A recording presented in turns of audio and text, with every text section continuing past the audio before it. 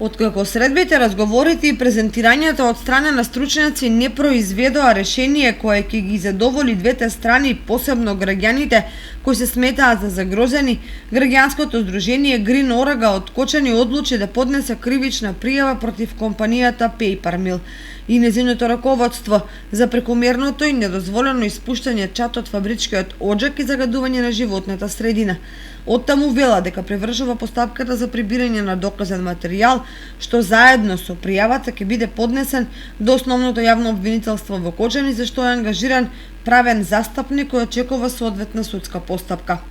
Тој вели дека од Министерството за животна средина и просторно планирање веќе се побарани информации кои инспектори и колку редовни и вонредни инспекциски надзори извршиле, како и резултатите од акредитираните лаборатории кои вршат мерења на загадувањето од оџакот на Paper Mill, вели застапникот на Сдруженијето Green Oraga Иван Левков. Активистите од Green Oraga сметаат дека во периодите кога биле правени инспекцијските надзори и мерењата на загадувањето, работната активност на фабриката за хартија била намалена за да се прикажат параметри што ќе бидат во рамките на законски дозволеното ниво. Инаку мошне често може да се забележи поинтензивно испуштање на црн чад во текот на ноќните часови и во празничните денови.